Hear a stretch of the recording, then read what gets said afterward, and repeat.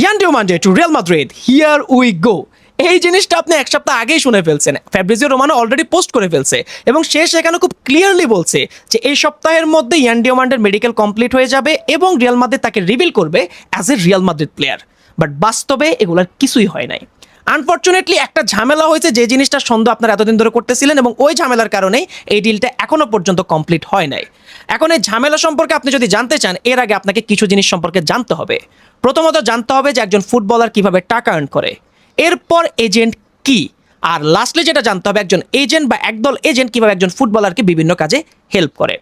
So একজন মানুষ যখন ডিসাইড করে যে সে প্রফেশনালি ফুটবল খেলবে, তার মানে ফুটবলই হচ্ছে তার ব্রেড অ্যান্ড বাটার। ফুটবল খেলেই তার ফ্যামিলি চালাতে হবে, ফুটবল খেলেই তাকে টাকা আর্ন করতে হবে।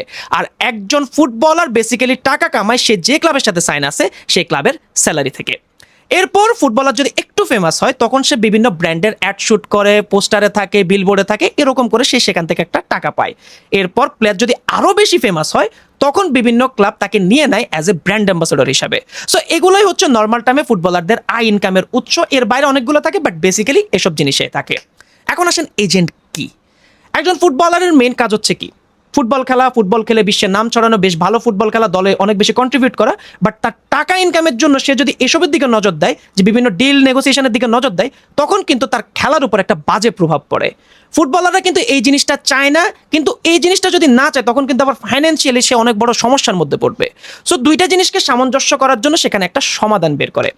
তা ফুটবলাররা বেসিক্যালি হচ্ছে কি করে, যে একজন লোক অথবা একটা কোম্পানিকে হায়ার করে তার ফাইন্যান্সিয়াল দিকটা দেখার জন্য।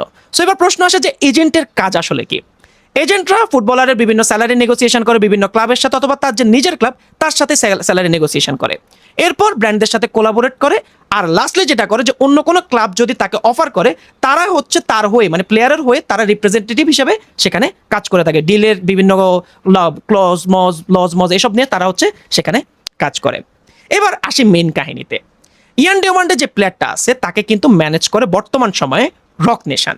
সো রিয়াল মাদ্রিদ যখন ডিসাইড করছে যে এই প্লেয়ারটাকে সাইন করবে, তখন কিন্তু ইয়ান ডিওমান্ডের কাছে তারা ডিরেক্ট যায় নাই, তারা গেছে রক নেশনের কাছে এবং সেখানে গিয়ে বলছে যে আমরা ডিওমান্ডেকে চাই, আমরা এই একটা অ্যামাউন্ট তাকে দিব, এত বছরের কন্ট্রাক্ট হবে, সে যদি রাজি থাকে তাকে গিয়ে বলো আমাদেরকে গ্রিন সিগন্যাল দিতে।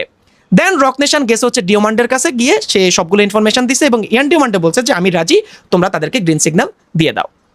সো ডিওমান্ডের থেকে গ্রিন সিগন্যাল পাওয়ার পর রিয়াল মাদ্রিদ গেছে আরবি লাইপজিগের কাছে এবং সেখানে গিয়ে তারা একটা বিড দিছে, যেটা প্রথমবার রিজেক্ট হয়েছে 100 মিলিয়নের। এরপর 135 মিলিয়ন, যেটা আমরা শুনতেছি, ওই বিডটা দিছে, যেটা একসেপ্ট করছে বলে আমরা শুনছি। সো এখান পর্যন্ত সবকিছু ডিল ডান, নেক্সট মোমেন্টে সাইনিং হওয়ার কথা। এরপরে কিন্তু ফ্যাব্রিজিও হিয়ার উই গোটা দিছে, যদিও তার দেওয়াটা উচিত হয় নাই, বাট ঝামেলাটা এরপর বাধে। রিয়াল মাদ্রিদ কিন্তু জানতো না যে ডিওমান্ডের এক্স বা ফর্মার ম্যানেজমেন্ট ছিল হচ্ছে ম্যাক্সিডেল ম্যানেজমেন্ট। আর ম্যাক্সিডেল ম্যানেজমেন্টের যে কথা, সেটা হচ্ছে তাদের স্টেটমেন্ট হচ্ছে ম্যাক্সিডেল ম্যানেজমেন্টের আন্ডারে কিন্তু এখনও আছে ইয়ান ডিওমান্ডে, মানে ইয়ান ডিওমান্ডে এখনও তাদের সাথে কন্ট্রাক্টে বাইন্ডেড। সো তাদের প্রশ্ন হচ্ছে, আমরা যেহেতু তার লিগেলি এখনো পর্যন্ত ম্যানেজার, আমরা যেহেতু তার এজেন্ট হিসাবে আছি, তাহলে কেন রিয়াল মাদ্রিদ রক নেশনের সাথে কন্ট্রাক্ট করছে, রক নেশনের সাথে তারা কেন নেগোসিয়েশন করছে। বাট অন্যদিকে রিয়াল মাদ্রিদ কিন্তু এসব সম্পর্কে জানতো না এবং তারা এই জন্য কিন্তু অনেক বেশি রাগের মধ্যে আছে যে আমাদেরকে এটা আগে কেন জানানো হয় নাই। সো ম্যাক্সিডেল কি করছে, ম্যাক্সিডেল গেছে ফিফার কাছে এবং তারা গিয়ে লিগালি সেখানে আপিল জানাইছে যে এটা কেন হয়েছে। কারণ এখানে একটা ঝামেলা আছে। ঝামেলাটা হচ্ছে, আপনার মনে হয়তো প্রশ্ন আসতে পারে যে ভাই এটা তো নর্মাল নেগোসিয়েশন, এটা তো প্লেয়ারই আলটিমেটলি ডিসাইড করতো, রক নেশনে করুক বা ম্যাক্সিডেল করুক, যেটাই করুক, প্লেয়ারই কিন্তু আলটিমেটলি ডিসাইড করতো যে সে কত টাকা চাইবে, কত বছরের কন্ট্রাক্টে থাকবে। বাট অ্যাকচুয়ালি এটা এভাবে না। প্লেয়ারের ওখান থেকে তো পার্সেন্টেজ হয়তো সে পাবে, বাট এই ডিলটা যদি হইতো, যে এজেন্ট কাজ করতো তারা কিন্তু একটা অ্যামাউন্ট কমিশন হিসেবে পাইতো। এখন এটা 20% হোক, 30% হোক, 2 মিলিয়ন হোক, 3 মিলিয়ন হোক, বাট একটা অ্যামাউন্ট তারা কিন্তু অ্যাজ এ কমিশন হিসেবে পাইতো।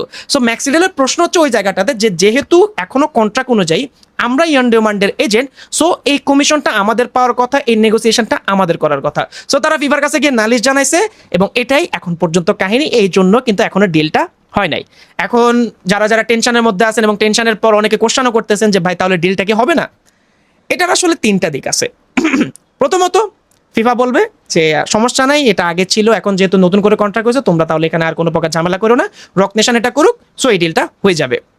এরপর ফিফা যে কাজটা করতে পারে, যে বলবে যে না, এটা এখনো হোল্ড থাকুক, কন্ট্রাক্ট শেষ হোক বা এরকম কোনো একটা, আপাতত এই ট্রান্সফারটা হোল্ড থাকুক। আর লাস্টে যেটা হতে পারে যে ফিফা বলবে যে এই ডিলটা হবেই না, তোমরা এই ট্রান্সফার উইন্ডোতে এই ডিলটা করতে পারবে না, এই পরের ট্রান্সফার উইন্ডোতে তোমরা এসে ট্রাই করবা। সো এরপরে আমি মনে করি যে ইয়ান ডিমান্ডের পিছনে হয়তো রিয়াল মাদ্রিদ আর থাকবে না, এবং আমার পার্সোনাল যেটা মতামত যে এই ডিলটা সামনে হয়তো হয়ে যাবে, যদিও এত বেশি কমপ্লেক্স জিনিসপাতি হইতেছে, বাট আলটিমেটলি এই ডিলটা হবে।